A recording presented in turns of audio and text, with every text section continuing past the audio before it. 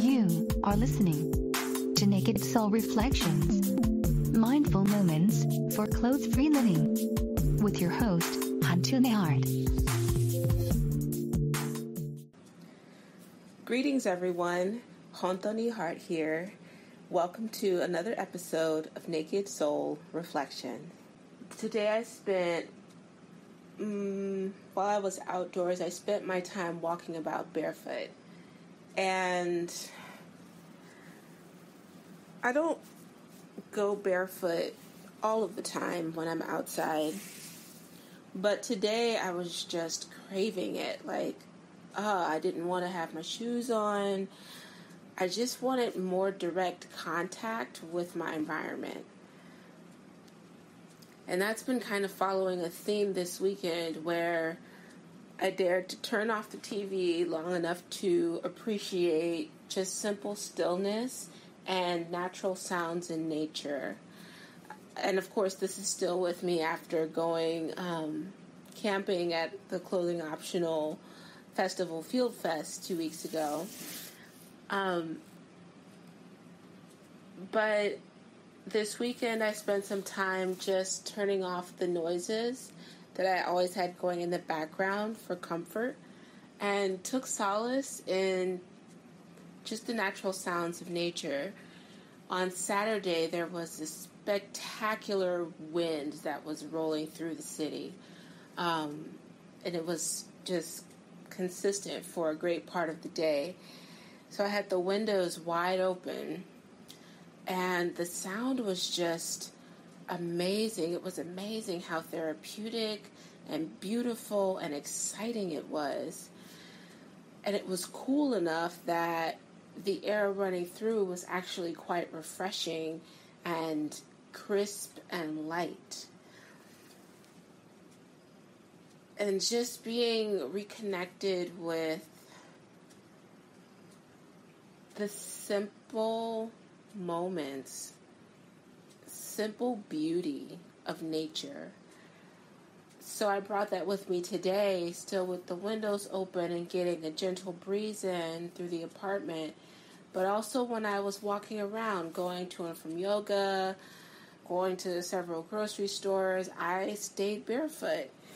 And I hadn't actually done that in, say, a grocery store. I'd walked into a salad joint once and just picked up a quick salad. But even then I was wearing barefoot sandals, so it wasn't quite obvious that I was barefoot. But today I didn't have anything ornate on my feet. It was just, naked feet, nothing on them, plain and simple.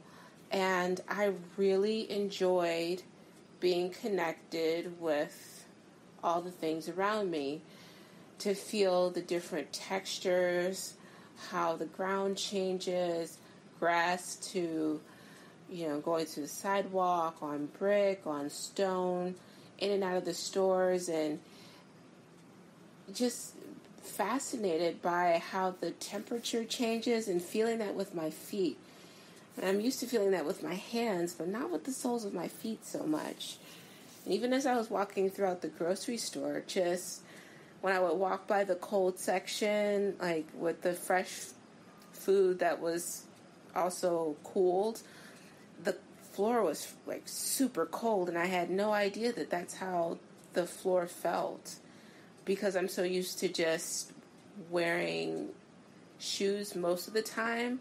And of course, by wearing shoes, I don't feel any variety in texture. And I forget that there are these natural shifts that happen when we have different temperatures in different places, or the ground changes texture. I forget that because I never have to come in contact with it. And there's a certain level of adaptability that comes out of that, being with the truth of what's really around me requires that I adapt. And that happens when camping too. There's the truth of the environment. You can't mute out the natural sounds of the night. You hear all the bugs. You hear everything around you, the wind, the rustling of the leaves. And when walking around the area, you come in contact with all the grooves of the earth.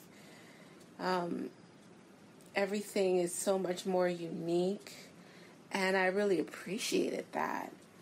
And it's fascinating that way, to be that connected with reality and seeing how truth is quite textured. And I really appreciated that again today, even as I passed between walking on grass to the sidewalk, concrete, or tarmac, or going in the stores and being on the hard, cold tile and passing from aisle to aisle, walking on rocks outside or scattered glass and carefully navigating that. It's a totally different thing to not be able to numb out and pretend that everything is monochromatic or, single textured.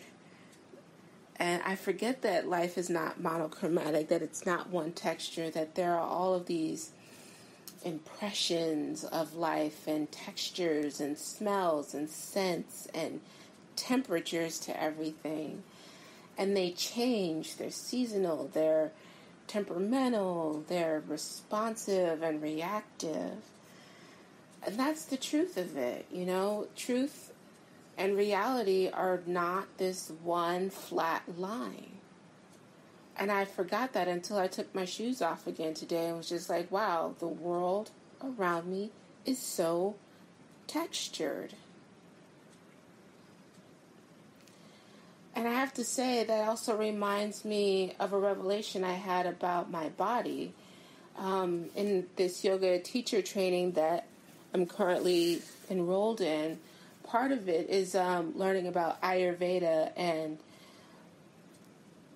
within that, right now, reading different texts on constitution and how to figure out what kind of constitution you have and the best ways to eat for your constitution. So, for instance, I used to think that my body was just unresponsive. I would, whatever I ate, it was just a struggle all my life with my weight and all this stuff. I just basically felt like I had to starve myself in order to get my body to respond. And only within the last week or two, did I have a complete shift in thought. It's been about 2 weeks now. The thought came that, after reading some different things on Ayurveda, for instance, for my constitution, I don't actually need a lot of oils, and I don't need to take in a lot of oils and fats and things that require a lot of work to digest, because my body naturally just kind of hangs on to stuff like that anyway. I need more dry foods, things that, and pungent flavors and spice and ginger and turmeric and things that rev up the digestive system to wake it up and help it, hello, good morning, it's time to process things. And before reading about that and testing that out, I really thought that my body just was not responsive, that it was just this lump, and this is the way that it has to be, because no matter how much I exercise or what I do, it's just not responding. Even being vegan and all that. And the Ayurveda, it's helping me understand that it's not just about, I exercise or, I'm vegan. It's like actually really looking at specifically the types of foods that I eat. And once I started to play with that a bit, to really focus on the textures and characteristics of the foods that would best balance me out, my body actually did become quite responsive. And so I had this thought of, no, my body's not, it's not that my body is not responsive, it's actually very responsive. And what it's responding to in the past was that I was giving it the wrong kinds of food and it was responding to that. But now that I'm giving it foods that actually balance it out, it's responding well to that. And it was just a whole revelation for me to see my body not as this stupid lump that just wasn't getting it, but as this precious, valuable temple that if I just give it the things that it actually needs for balance, that will work. And to see my body be responsive, and to really adapt and work with, on any given day, how am I feeling emotionally and what does my physical body need in terms of food and yoga and exercise and balance and all these things. The same way that walking around barefoot helped me see remind me that the environment is so textured and that I have to adapt and be, and respond to it. That's how I also am doing with my health.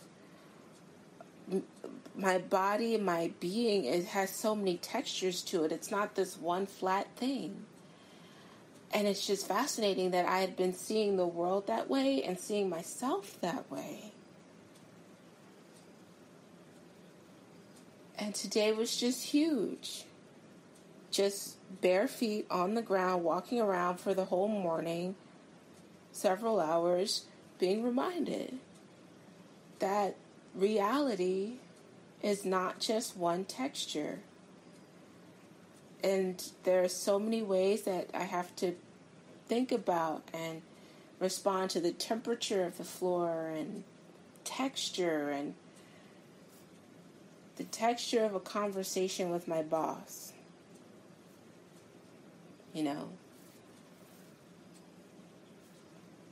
And so I want to offer that to you this week. And I actually do want to offer it in the form of, if you don't already go barefoot or you haven't gone barefoot in a minute, take maybe 30 minutes or an hour, walk outside, or even if you're in a building, but you walk around on different floors and you encounter carpet and then tile and different temperatures. But if you can, even outside, the sidewalk versus the grass versus, mud or dirt or sand, see how taking off this barrier, this separation between you and the environment reveals that life is not just one texture. It's not just this one thing. That the environment is so textured and it has so many characteristics. And then bring that back home. Is there something in your life where you were thinking, oh, this is just the way that it is? This is just the way that I am. I'm always this way. This person is always this way. The weather is always this way. My car is always this way. I always wake up feeling like this. Bad things always happen to me. Is there something where in your life you just have experienced it as one texture? And how can you invite another perspective on that situation, that dynamic? How can you begin to look at all the textures of the person standing in front of you in a conversation or things in your environment? And what might you get from that? What might you draw or learn from that for yourself? Again, for me, it was the fact that my body isn't this stupid thing that doesn't respond. It's actually a temple, and if I shift how I feed it and treat it, it might actually respond differently, and indeed it does. Is there something that if you change one thing about how you get in your car, how you start it up, how you begin a conversation with that one difficult person. We all have at least like that one person where it's like, well, if I see that person today, you know, we have that one person at least. Sometimes we have more than just the one person. How can you invite an opportunity to see various textures, various colors of the situation? And inviting that situation to be a teacher for you.